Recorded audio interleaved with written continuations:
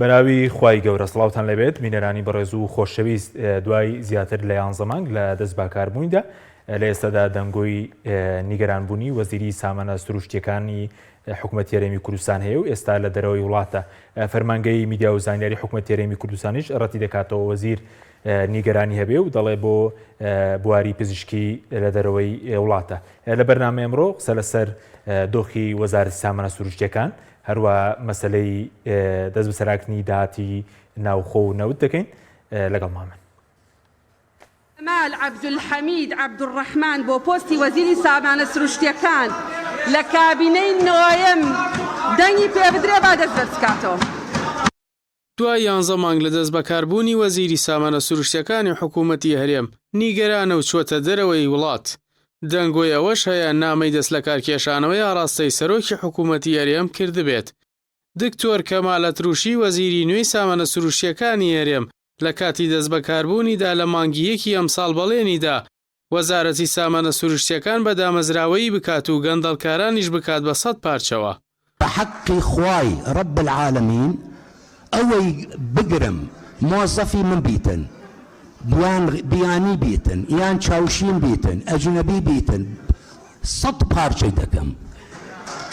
بە قورعان. هەر سەبارەت بە دەوام نەکردنی وەزیری سامانە سروشتیەکان و چوونی بۆ دەرەوەی وڵات بەشێک لە میدیاکان بڵاویان کردوێتەوە هۆکارەکەی دەگەڕێتەوە بۆ ناکۆکی وەزیری سامانە سروشتیەکان لەگەڵ بەڕێوەبەرێکی گشتی وەزارەتەکە کە دەسەڵاتی لە وەزیر زیاترە. پێشتریش بڕیاردەری لیژنەی سامانە سروشتیەکانی پەرلەمانی کوردستان بە پەیامی ڕاگەیاندبوو دکتۆر کەمال ئەتروشی وەزیرێکی بێدەسەڵاتە.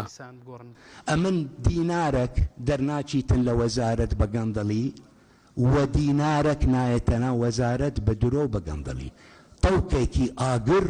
و ئاسنم دانایە بە حیاتی تاریخی ئەو وەزارەتە نەبووە لە چوو وەزارەتێکی تریش نییە. نظامی عقودم دانایە لە بۆ تەندەرەکان خاصەتەن لە بۆ جەماعەتی خۆمان ئەوەی ناوخۆ نییە ئەوانەی نانەبات و نازانم چی ئەباتن لە بۆ ئەوانە وام لێ کردوونە کە کەس بەس خوا و من و مدیر عام دەزانیتن چیان تەندەری تەقدیم کردووە و بە چ سیارێک سێ کەس دەزانن خوا من و ئەو کچە مدیر عامی دایرەی اقتصادیە. لای خۆشیەوە بەڕێوەبەری نووسینگەی وەزیری سامانە سروشتیەکان دەست لە کارکێشانەوەی وەزیری سامانە سروشتیەکانی ڕەت کردەوە و ڕایگەیان بۆ چارەسەر چووەتە دەرەوە و دوای سەری ساڵ دەگەڕێتەوە بۆ دەوام. وەزیر و وەزارەتی سامانە سروشتیەکانی هەرێم بەردەوام ناکۆکی لەسەر هەبووە هەر بۆ هۆیشەوە لە سەرەتای کابینەی نوێیەم ماوەی 1 ساڵ و نی وەزارەتەکە بێوەزیر بوو. وەزارەتی سامانە سروشتیەکان لە کابینەی پێنجەمی حکوومەتی هەرێم لە ساڵی 2006 دروست کرا. لەو کاتەوە بەدەستی پارتی دیموکراتی کوردستانە ئاشتی ئەورامیش یەکەم وەزیری سامانە سروشتیەکان بوو کە ماوەی 13 ساڵ لە پۆستەکەی دامایەوە. لە کابینەی نوێیەمیش کەمال ئەتروشی بوو بە وەزیری سامانە سروشتیەکان. کابینەی نوێیەم و وەزیری نوێی سامانە سروشتیەکان لە سەرەتای دەست بەکاربوونیدا بەڵێنی شەفافیەت و کەمکردنی خەرجیەکانی نەوتیاندا، بەڵام بەپێی دوایین راپۆرتی دیلۆیت دۆسیەکەوە خۆیەتی ڕێژەی لە 42 داهات بۆ حکوومەت و ڕێژەی لە 150 بۆ کۆمپانیەکان و خەرجی دەڕوات.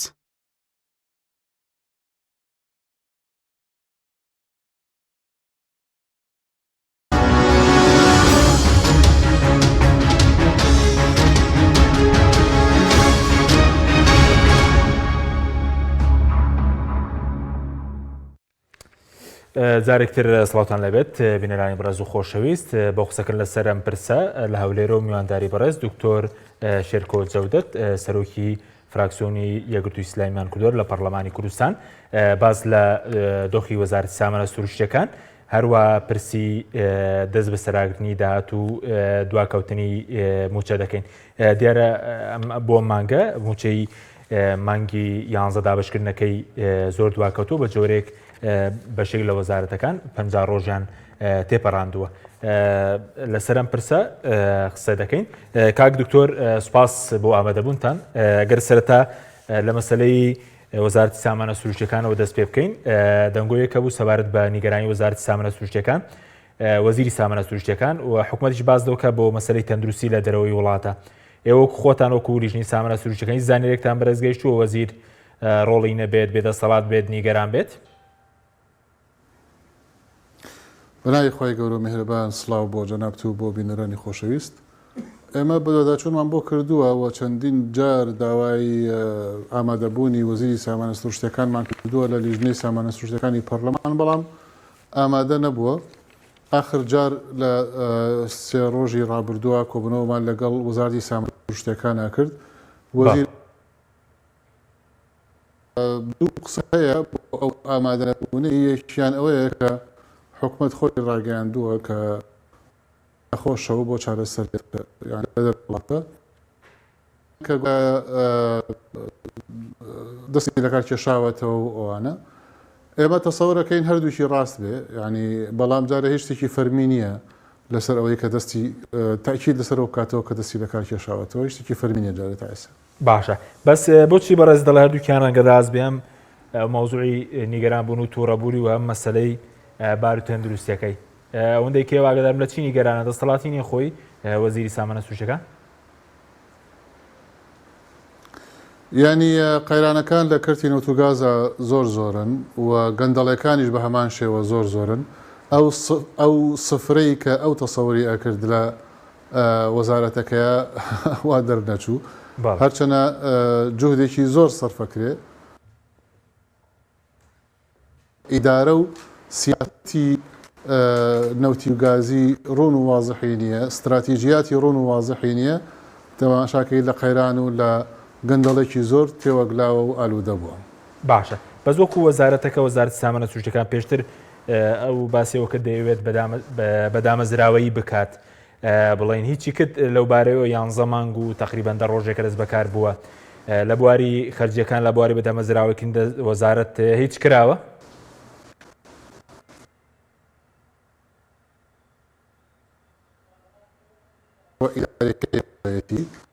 هەندێک هەنگاو نراوە، بەڵام تا ئێستا لای ئێمە وەکو پەرلەمان داهاتی نەوت و گازی هەرێمی کوردستان شەفاف نییە، دیار نییە. ئەوەی کە کۆمپانیای دیلۆیت وردبینی بۆ ئەکا بڵاوی کاتەوە ئەوە خواستی ئێمە دابین ناکە و ئەو شەفافەتی کە پێویستە دابینی ناکە. خەڵک بەرهەمی داهاتی نەوت و گازیەوێ، خەڵک ئەوێ نەوتی سپی دەستکەوێ بەم زستانە، خەڵک ئەوێ بنزینی دەستکەوێ بە نرخی گونجاو، خەڵک ئەوێ بڵی غازی ماڵانی دەستکەوێ بە نرخی گونجاو، یاری پێ نەکرێ کەرتی تایبەت و کۆمپانیەکانی سەر بەدەسەڵات یاری نەکەن بە نرخەکان بە گیرفانی خەڵک، باج و زەریبەیان لەسەر بەرز نەکرێتەوە و باج و زەریبە لە کۆمپانیا نەوتیەکان وەربگیرێ. لەبەرەوە نەخێر کەرتی نەوت و گاز لە یازال ئالودەیە بە گەندەڵی و بە کەم و کورتێکی زۆر. ئەوە شەوای کردووە کە ینی لە 1970 داهاتی نەوتی هەرێمی کوردستان بگەڕێتەوە بۆ حکوومەت کە ئەوە بڕێکی کەمە و خەلەلی گەوری گرێبەستەکانە کە کراوە چ لە بواری نەوتا چ لە بواری گازی سروشتیە. باشە، بەس بەڕێز بۆچی دەڵێ لە 1970 دەگەڕێتەوە؟ چونکە دیلۆی دەڵێ لە 1942 داهاتی نەوت کە دەگەڕێتەوە بۆ حکوومەت. آخر هەندێک کولفە هەیە حکوومەتی هەرێم تەحملیەکە، لەبەرەوە ئەو لە 1942 کەم ئەبێتەوە بۆ لە 1970. یعنی ئەوەی کە بۆ وەزارەتی دارایی سافی دەمێنەوە لە 1970 داهاتەکەی؟ بەڵێ بەڵێ، تەڵان خۆی بە پێی نرخەکەیە تا نرخی بەرمیلی نەوت بەرزتر بێتەوە، پشتی حکوومەتی هەرێمی کوردستانیش زیاتر ئەبێ. بەڵام ئەوەندەیە کە لەم ئاستەیە کە نرخی بەرمیلی نەوت $170 کە ئەوە نرخێکی ئەتوانین بڵێ زۆر باشە، لە 1970 بڕێکی کەمە و ئەوەش خەلەلی وەکوتم خەلەلی گەوری گرێبەستە نەوتیەکان. بەڵێ، بەس دەستەداهاتیش قسە دەکەین داهاتی ناوخۆ، بەس سەبارەت بە وەزارەتی سامانە سروشتیەکان لەم کابینەیە پێشتر ساڵ و نیوێک کەم پۆستی وەزیر بە وەکالە لای سەرۆکی حکوومەت بوو، بڵێن نزیکی 11 مانگیشە لای ئەمە وەزیرەیە. هیچ گۆڕانکاریەک کراوە، گۆڕانکاری گەورە لە وەزارەت باراسی شەفاویە خۆ هەر هیچ کراوە بڵێن؟ هەندێک گۆڕانکاریان کردووەکو خۆیان باسییان کرد کە کۆبووینەوە لەگەڵیانە لە بواری تەندەرینە، لە بواری ئیدارەی عەقدەکانە، یعنی ئەتوانی بڵێ هەندێک شتیان کردووە، بەڵام کەرتی نەوت و گاز بەمە چارەسەری بنەڕەتی بۆ ناکرێ بەم هەنگاوانە چارەسەری بنەڕەتی بۆ ناکرێ ئەو قۆرەخکاریانەی کە لە بوارە جاجیەکانە هەیە ئەو خەرە لە گەورانەی کە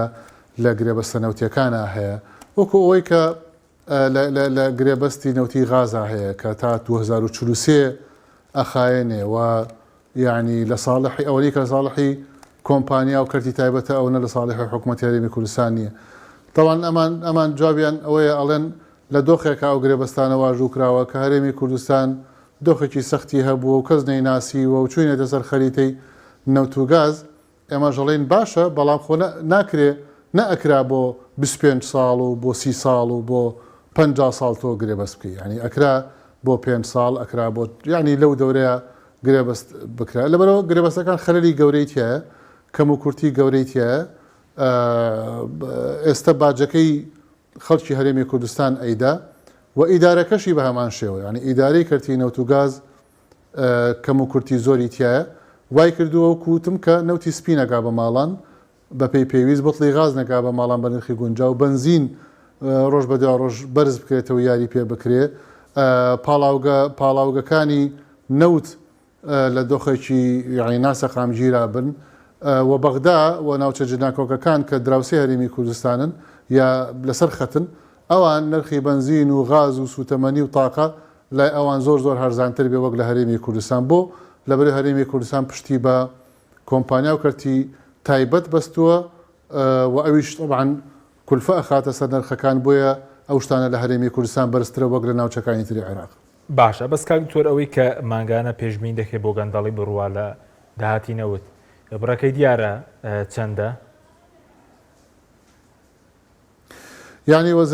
وەزیری دارایی وەزارەتی دارایی لەم خولەیە و لە خولی پێشوشە لەم کابینەیە و لە کابینەی پێشوشە ڕایگەیاند کە ئێمە تەنها 315 ملیۆن دلار لە داهاتی نەوت و گاز دێت بۆ وەزارەتی دارایی و ئەویتری نازانین چی لێ دێ کە ئەوە پرسیاری جددیە چونکە داهاتی نەوت و گازی هەرێمی کوردستان زۆر زیاترە لە 315 ملیۆن دلار بە پێ راپۆرتەکانی دیلۆیت خۆی کە ڕایگەیان وردبینی کردووە وەکو کۆمپانیایشی مختص بۆ داهاتی کەرتی نەوت و گاز لەبەرەوە بەڵێ بڕێک لەو داهاتەی نەوت و گازی هەرێمی کوردستان دیار نامێنێ بە دۆکیومنت و بەڵگەکانی خۆیان کە کۆمپانیای دولێت وردبینی بۆ کردووە. بەڵێ ینی داهاتی ماگانەی نەوت بە چەندە خەمڕێنرێت کە بەرز دەڵێت لە حدودی 300 بۆ 350 بڵێن ملیۆن دلار دەگەڕێتەوە کۆی داهاتەکە دەگاتە 1 میلیارد دلار خۆی تقریبا 200 بۆ 250 ملیۆن دلار دیار نییە لەو داهاتە ئەم داهاتە طبعا لە پاڵیا 200 میلیارد دیناری بەغا دێت بۆ وەکو داهاتی هەرێمی کوردستان داهاتی نەوخۆی هەرێمی کوردستان بەرز بۆتەوە بۆ سەر و 200 بۆ 250 میلیارد دینار ئەمانە هەمووی یەکسانە بەوەی کە ئەگاتە سەر و میلیارێک دلار داهاتی هەرێمی کوردستان بەهی ناوخۆ بەهی نەوت و گاز و بۆ 200 میلیاری کە لە بەغداوە دێ لەبەرەوە بێگومان یعنی هەموو جارێ ئێمە وتومانە ئیدارەی داهاتی هەرێمی کوردستان قەیرانی گەورەیتیە بە بەڵگەی ئەوەی کە 7 ساڵە یاسای بودجەی داهات و خەرجی ئەم هەرێمی کوردستانە نەهاتەوە پەرلەمانی کوردستان و ئابێ بە 8 ساڵ بۆ 2022 ئەمەش ئەوە ئەگەیەنێ کە حکوومەت خۆی لە دۆخێکی زۆر ناجێگیرایە و ئەوە تا ئەیبینین کە ئیدارەی دارایی لە هەرێمی کوردستانە هێشتا زۆنی سەوز و زۆنی زەردی بەوازەحی پێوە دیارە داهاتی ناوخۆ لە پارێزگای سلێمانی بۆ پرۆژەکانی سلێمانی گوایە سەرفەکرێەوە داهاتی ناوخۆی هەولێر و دوهۆک بۆ پرۆژەکانی هەولێر و دوهۆک ئەمە وای کردووە کە پەککەوتنێکی دیار بە پرۆژەکانی سلێمانیەوە هەبێ مرکزیت لە ئیدارەی دارایی هەرێمی کوردستانە نەبێ بە پێی پێویست کە ئەوەش هەڵەیەکی گەورەیە و زەرری گەورە بە ئابووری هەرێمی کوردستان ئەگەیەنێ وەکو هەرێمی کوردستان چونکە ئێمە قەرارە هەرێمی کوردستانمی قەرار نییە چەند محافەزەیەک بێ هەر محافەزەی خۆی وابڕێەوە ئەمەش لە کەرتی نەوت و گازە طبعاً بە هەمان شێوەیە داهاتی نەوت و گازیش ئەو بڕێی دیار نییە کە باسمان کرد بۆیە یعنی زۆر بەڕوونی ئیدارەی دارایی لە هەرێمی کوردستانە قەیرانی گەورە و جددیتیایە وای کردووە کە موچەی موچەخۆرانی هەرێمی کوردستان و فەرمانبەرانی هەرێمی کوردستانیش ئەوە تاوابێ بە 50 ڕۆژ هێشتا هەموو فەرمانبەرانی هەرێمی کوردستان موچیان وەرنەگرتووە و تەنانەت ئەو داتایی کە جێگەری سەرۆکی حکوومەتی ڕایگەیاند بۆ داهاتی سلەیمانی ئەویش مودەکەی تیا دیاری نەکردبوو لەبەرەوە ئەبێ لە 30 ڕۆژە ئەو بڕداهاتی کە پێویستە بگا بۆ وەزارەتی دارایی نەک بڕەکە دیاری بکرێ و نەوترێ لە ماوەی چەندە چونکە ئەکرێت لە ماوەی ساڵێکە ئەو بڕداوین بکرد لەبەرەوە ئیداری دارایی بە نەوت و بەغەیری نەوت قەیرانی گەورەیەتیە لە هەرێمی کوردستانە و بەداخەوە فەرمانبەران و خەڵکی هەرێمی کوردستان قوربانیەتی باشە بەس سەبارەت بە دواکەوتنی موچەیە مانگە هۆکارەکەی چییە؟ دەست بە زراگرنی داهاتە چووکەم شەویش وەزارەتی دارایی ڕوونکردنەوەیکی بڵاو کردبەوە خۆی دەڵێ بۆ نمونە بۆ داهاتیە مانگە بڵین لە وەزارەتی سامانە سروشتیەکان 509 ملیاریان بۆ هاتووە بڵێ مانگی 512 ملیاریان بۆ هاتووە هەروەها لە بەغداوە هیچ نهاتووە داهاتی ناوخۆ بە قسەی خۆیان بێ 164 ملیار دیناریان بۆ هاتووە لەگەڵ ئەو پارەش کە هاوپەیمانان تەمویلی وەزارەتی پێشمەرگەی دەکەن ئەوان دەڵێن داهاتی ناوخۆ گەیشتووە ئێوە و ژمارەیەک پەرلەمانتاری تیش وتان دەستی بەسەداگیرا ئەوان دەڵێن 164 ملیار دینار گەیشتووە وەزارەتی دارایی 164 ملیار دینار گەیشتووە لە ماوەی چەنە ئەوەیە قسەکەی ئێمە یعنی ئەوە بێ لەوەی کە ئێمە دیوانی چاودێری دارایی ئەبێت تەدقیقی ئەو زانیاری ئەو داتایانە بکە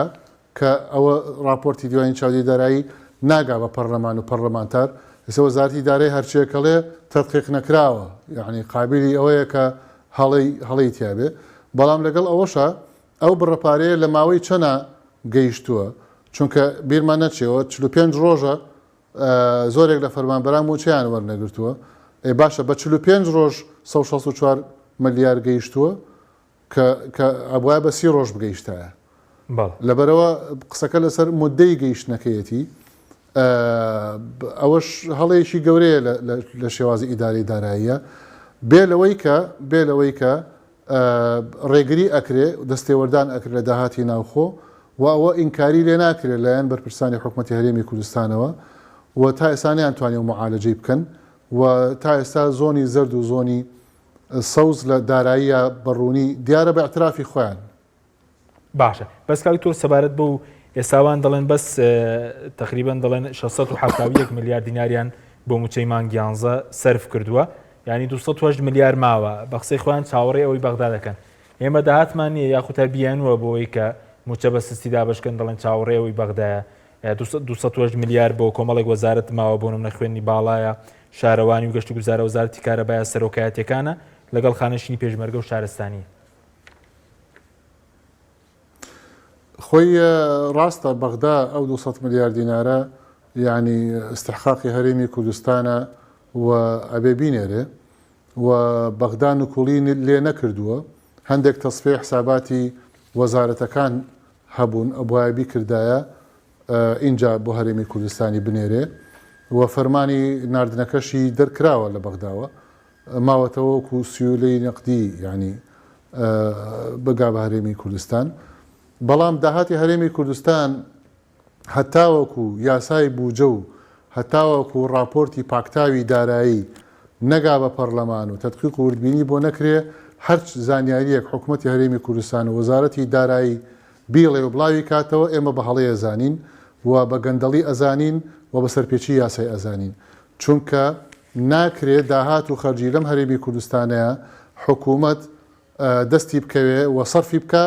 بەبێ چوارچێوەی یاسایی ئەمە کارەساتێکی گەورەیە لە حکومڕانیە بۆیە من بڕوان بە زانیاریەکانی وەزارەتی دارایی نییە بڕوان بە زانیاریەکانی حکوومەت نییە لەبەرەوەی حکوومەت بە یاسایی کار ناکات لە مەجای داراییە نەکەرەوەشە لە مەجای زەریبەشە یعنی بەدەر لە یاسا بەبێ گەڕانەوە بۆ پەرلەمان باج زیادەکە ڕسم زیادەکە زەریبە زیادەکە کە ئەمە یعنی فەزیحەیەشی گەورەیە لە ئیداری دارایەتۆ چۆن یاسا هەبێ بۆ باج و بۆ زەریبە و بۆ ڕسم و بۆ ئەمانە تۆپچی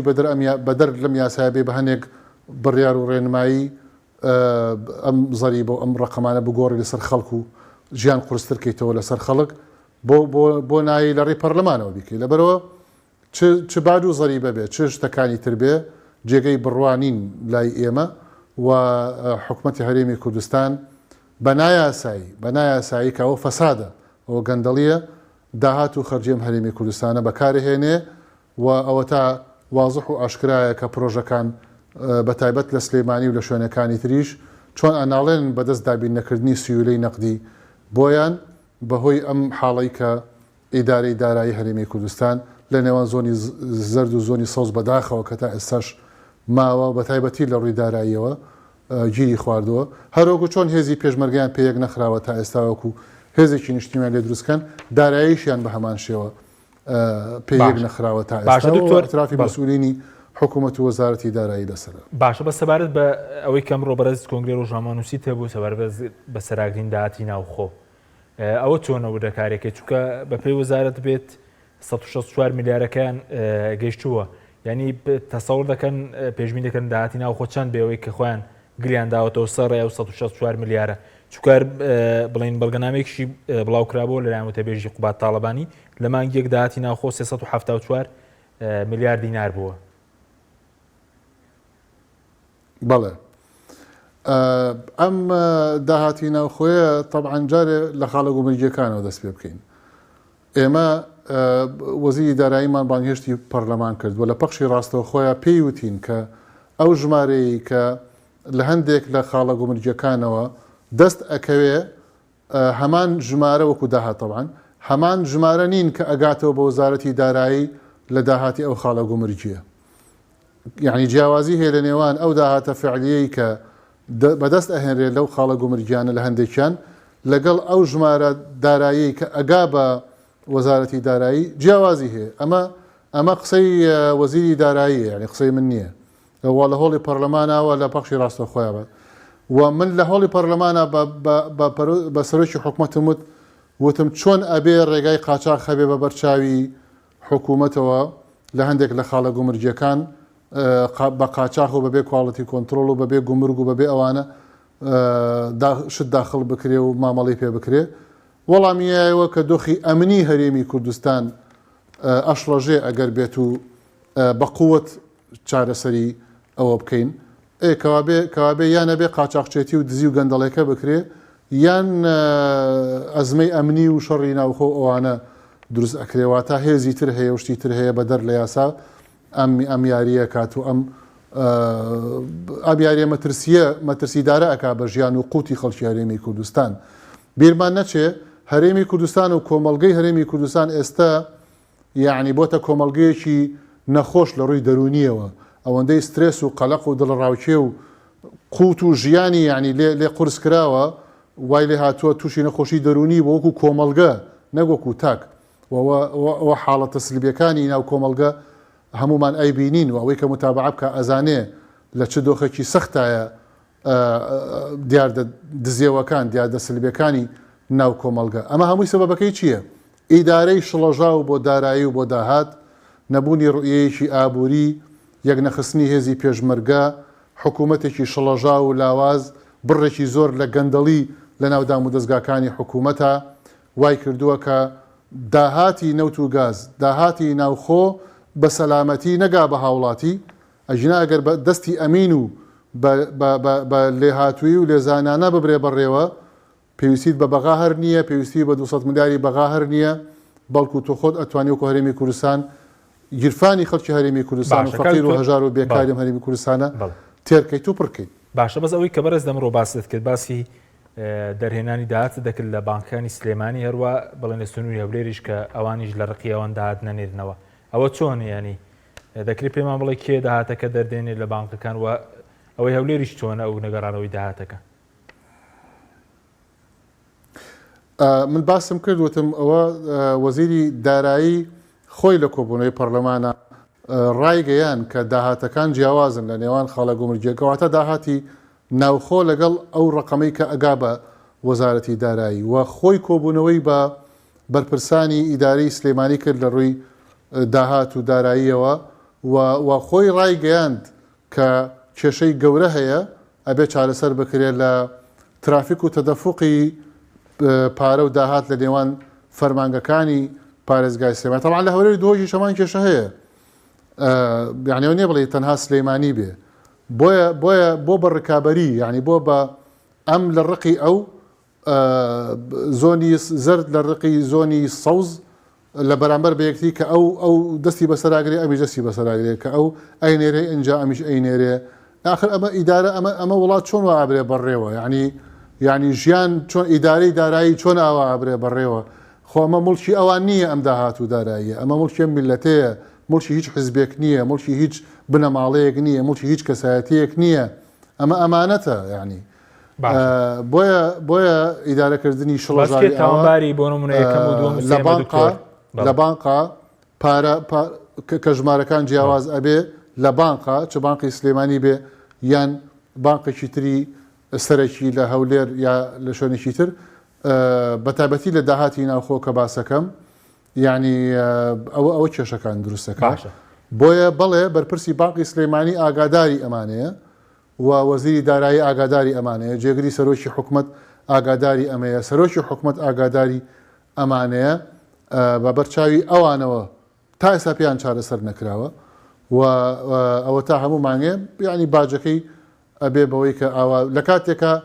ینی دنخی بەرمیلی $970 و داهاتی ناوخۆ بەرز بۆتەوە بۆ 364 ملیار دینار کە پێشتر 200 بۆ 250 ملیار دینار بوو ینی ئەو زیادبوونەوە کێ داوێتی خۆ کۆمپانیانەتەکان زەریبیان نەداوە تاوەکو داهاتی ناوخۆی حکوومەتی هەرێمی کوردستان بەرز بێتەوە ئەوە گیرفانی خەڵکی فەقیر و هەژار و نەدار و دوکان و کاسبکاری کۆڵانەکانی ئەم هەرێمی کوردستانن کە زەریبە لەوانە سەرن بەڵام لە کۆمپانیانەتەکانی ناسەرن بەوە بەرز بۆتەوە بە بەرزبوونەوەی باج و زەریبە و بە قورسکردنی ژیان لەسەر خەڵک و کاسبکاری ئەم هەرێمی کوردستانە بەرزیان کردوتەوە کە یعنی حسابی خەڵک بەرزیان کردوتەوە ئەوە بێ لەوەی کە معاشیان دوو جار بلاواز کرد جارێک بەوەی کە لە 121یان لێ بڕی جارێک لەوەی کە عملە و دراو لە 121 بوو بە 148 ئەوانە کە ئەوانەی تر قوی شرایی معاشیشیان کەم کردەوە بۆیە تەزەخم و هەڵاوسان و گرانێکی زۆر بەڕۆی خەڵکی هەرێمی کوردستان بۆتەوە ئەوەی کە پار ملیۆنێک دیناری وەرەگرت فەرمانبەرێک ئێستا بەقەدر بەشی 500,000 ئەتوانێت شتی پێ بکڕێ یعنی قوتی شرایی زەعیف بووە گیرفانی خەڵک زەعیف بووە بەرامبەر بە گرانی بازار بۆیە پارەکە بەشی ئەو یانژیانی ڕۆژانەی ناکا کە جاران بەشیە کرد باشە چەند پرسیارێکتر بە کورتی بێ سوپاس دەکەین وەڵامان دێتەوە بە سەبارەت بەوەی کە ئەوەی کە وتەبێژی قوبات تاڵبانی بڵاوی کردبووە لە مانگی یەک داهاتەکە بڵێن لە مانگی دوی ئەم ساڵیش 374 ملیار بووە ئێستا بڵین داهاتی ناوخۆ کە وەزارەتی دارایی ئەم شەڕۆکردنەوەی بڵاوکردووە بەس بۆ 164 ملیار دینار ینی 210 ملیار جیاوازی هیچ ڕووی داوە داهاتی ناوخۆ لە پڕێگەوەندەکەم بکات ئەوە ڕێک وەڵامی ئەو پرسیارەیە کە جەنابەت باست کرد پێشتر چۆن لە 374 ملیار دینارەوە یێتە سەر 164 ملیار دینار کە ئەمە ژمارەکانی خۆیانە کە من گومانم لێتی لەبەرەوەی تەدقیق و وردبینی بۆ نەکراوە باش یعنی ئەم 210 ملیار دینارە چوو بۆ کوێ ئەو ڕقەمەیە کە من ئەمڕۆ لە کۆنگرە ڕۆژنامەوانێکە باسم کرد وتم دیار نییە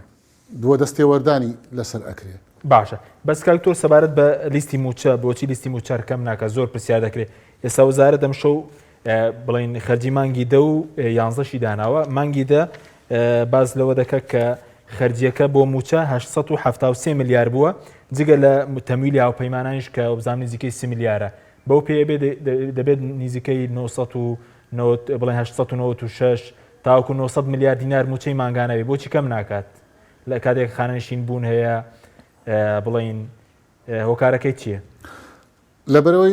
لەبەرەوەی یاسای چاکسازیان پێجێ بەجێ ناکرێ لەبەرەوەی کە 112,000 بندیوار و فرموچە و خانشی نایاسایی هەیە لەبەر هەڵبژاردن ئەوانە نانەوێت دڵیان بشکێنن چونکەوانە ئەمانە فرەموچەن ئەمانە بندیوار هیوایە چوار موچە وەرەگرێ پێنج موچە وەرەگرێ لەبەرەوەی گەندەڵێکی زۆر هەیە لە لیستی موچەیە پێیان چاک ناکرێ لەبەرەوەی کە خەڵکی تازەش دامەزرێنن یعنی هێزی چەکدار دامەزرێنن هێزی بیانی لە دەرەوەی هەرێمی کوردستان هی سووری هی وڵاتانی دراوسێ هاتوون و لە لیستی موچەیە ناویان هەیە و وەکیلەکانیان ماعاش و موچەکانیان وەرەگرن ئەیتر لیستی موچە بەرگەی چی بگرێ باشە بەس سەبار باسی باجت کرد کە ئێستا بارگرانێکی زۆر دروست بووە لەگەڵەوەی کە بڵین درەنگ موچە دەدرێت بازار جۆرێک لە شێواوی هەیە کاسبکارێک نامی نردووە دەڵێ ناوێرم بڕۆم بۆ وەزارەتی کارەبا و بۆ باج و ئەوانە لەبەرەوەی کە ئەوەندە زیاد کراوە بەو شێوە زیاد کراوە بڵین ئەوەندە مەترسی لەسەر کاسبکار و بازاڕیش دروست بوو بێزیگە لە دواکەوتی موچەکەش کە خۆی کاریگەری هەیە بەڵێ بێگومان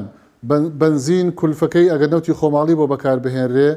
لە پاڵەکانە 200 دینار نییە ئەێنەوە بە 900 دینار و زیاتریش کە بە ئەو نرخی هاوردەیە کارەبایان گران کرد لە خەڵکی هەرێمی کوردستان باج و زەریبەیان بەرز کردەوە بە نایاسایی لەسەر خەڵکی هەرێمی کوردستان ڕسمی عقاریان بەرز کردەوە لەسەر خەڵکی هەرێمی کوردستان موچەیان ئاوا لێ کرد کە ئەوە بە 45 ڕۆژ و بە 50 ڕۆژ دابش ئەکرێت هەموو بوارەکانیان دەستکاری کردووە یعنی هەمووشی لەر حتا دەرمان ئەوە بوو بە تەمامون دەرمانیش گران بکەن لەسەر خەڵکی هەرێمی کوردستان بە بۆنەی ستیکەر و بە بۆنەی ئەو جۆرەشتانەوە لەبەرەوە هەموو بوارەکان خوێنی خەڵکی هەرێمی کوردستانی تیا هەڵەمژن بە ناوی ئەوەی کە وڵا لە ڕێی کەرتی تایبەتەوە کرێ وڵا لە دنیای کەرتی تایبەت بەو شێوەیە ئیدارە ناکرێت و مامەڵی لەگەڵا ناکرێت کە ببێ بە محتەکر و ببێ بە زاڵم و ستەمکارێکی زیاتر لە حکوومەتی هەرێمی کوردستان بەسەر خەڵکی هەرێمی کوردستانەوە لە ئەمریکا لە ئەوروپا لە وڵاتانی دنیا کەرتی تایبەت کۆنتترۆل کراوە سەرپەرشتی ئەکرێ وردبینی لەگەڵا ئەکرێ ئاراستە ئەکرێ بۆەوەی کە بە پاکی و بە چاکی پرۆژەکان جێبەجێ بکە نەک ئەوەی کە کەرتی تایبەت بکوژ و ببڕخۆی بێ و حکوومەتی پێ بفرۆشرێتەوە بە بەلاش و دواتر خۆشی بچێ و مؤسساتە حکومی کە بە بەلاش دەستێکە و کەرتی تایبەتە بچێ قۆرخی کا بخۆی وەکو لە کەرتی بنزین ئایبینین وەکو لە کەرتی نەوت ئایبینین وەکو لە کەرتەکانی ترا ئایبینین لە دەرمان لە کەرتی کوشت و کاڵ لە چی ئەمانە بەداخل ئیدارێکی زۆر سەقەتە بۆ ئابووری هەرێمی بەزەوەی کە بەڕێز دەڵێ ئێستا کەرتی تایبەت حکوومەتی کڕیوە بەڵێ ئەی چۆن پاڵاوگە هەیە حکومی بووە بە بەلاش بە نرخێکی نزیک لە بەلاشەوە داویانە بە کۆمپانیا و بە کەرتی تایبەت بۆ ڕێنەوتی هەرێمی کوردستان کە زیاتر لە ملیارێک دۆلاری حکوومەتی هەرێمی کوردستانی بۆ سەرف کرا ئەوە تا فرۆشراوە لە 160 بۆ ڕۆژنەفتە و لە 140 بۆ کۆمپانیای کارە چەندین شتی تر و منشعاتی تر و دام و دەستگاکانی حکوومەتی هەرێمی کوردستان بە ناوی خەسخەسەوە بە ناوانە بە شێوازێکی زۆر نادروست جێبەجێیەکەن کە وەکو بڵێ جۆرێکە لە تەحول لە قۆرخکاری لە ناو حکوومەتەوە بۆ قۆرخکاری لە کەرتی تایبەت طبعاً بۆ خۆیان چونکە زانە ڕەسیدیان لە هەڵبژاردن و لە ناو خەڵکە ڕۆژ بەدا ڕۆژ داڕمێ لەبەرەوە لە ڕێی کەرتی تایبەتەوە زیاتر تەرکیزەکەن کە داهات پیاکەن بۆ خۆیان بەڵێ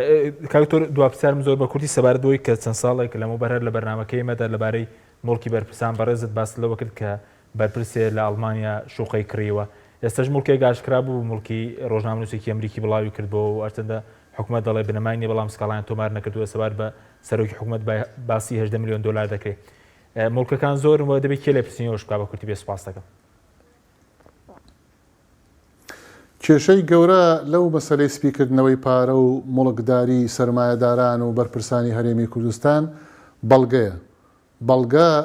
واتە بەڵگەی ڕسمی کە تۆ بتانی یعنی قەزاوەتی لەسەر بکەیت و بەڕ ڕوویان ببیتەوە پێی ئەینا من هەنێک لەو وێلایەنە من خۆم بە چای خۆم لە ئەمریکا لە ویلایەتی ڤرژینیا کە نزیک واشنتنە بە چای خۆم ئەو وێلایەنە بینیوە بەڵام بەڵگەیەکم ئەوێ لەو کاتۆ من لە 2017ەوە تا ئەمڕۆ بەڵگەی مۆستەق بەڵگەیە کە قانونی بێ من بتوانم یعنی ئەو شەڕێی لەسەر بکەم ئەو ئەزمەکە لەویایە بێ لەوەی کە یعنی تۆ لە ڕووی قانونیەوە ئەبێ قانونت هەبێ لەم هەرێمی کوردستانە کە بتوانی بەڕۆی ئەوانی تابیتەوە بەڵام لە هەموو حاڵەتێکە هەر بەڵگەکە پێویستە بۆ ئەوە کە بێگومان ئەمان کارەکە بە شێوەیەک ناکەن کە یعنی ئیمزای شخصی خۆی لەسەر بێ خەڵکی تر بۆیانەکات بەڵام هی ئەوانە وازەح هی ئەوانە بەڵام ئەمە چۆن ئەسەلمێنی لە ڕووی یاسایی و بەڵگەی یاساییەوە ئەوە گرفتەکە لەویایە بەڕاستی باشە بەس ئەوەی ڕۆژنامەنووس ئەمریکیەکە ناکرێت پشتی پێ ببەسترێت من خۆم ئیمێڵم ناردووە بۆ ئەو ڕۆژنامەنووسە و داوای بەڵگەکانم لێ کردووە و چاوەڕێ بەڵگە فەرمیەکانم بۆ بنێرێتەوە بەڵگانی کە فەرمین چونکە ئەم شتانە بە قسە نابێ بەڕاستی ئەم قسە نابێ ئەم شتانە بێ بەڵگەی ڕسمی لە پشت بێ بۆی کە بتانی شەڕی گەوری لەسەر بکەیت. باشە هەچەندە کاتمان نەماوە بەڵام سەبارەت بەو وێلای کەوتی چی بەرپرسێکە وتت خۆت بینیوتە لە سلێمانی لە هەولێرە؟ ناڵێم بە دوای بەڵگەکەوەم تا ئێستا بۆی کە ئەو بەرپرسەی کە ئەوان ناویان بردمەوە بە بەڵگە بیسەلمێن. سوپاس دەکەم زۆر سوپاس بۆ بەڕێز دکتۆر شێرکۆ جەودەت سەرۆکی فراکسیۆنی یەکگرتووی ئیسلامی لە پەرلەمانی کوردستان. سوپاس بۆ بینەرە مەڕێز، سوپاس بۆ هاوکارانم، خواتان لەگەڵ.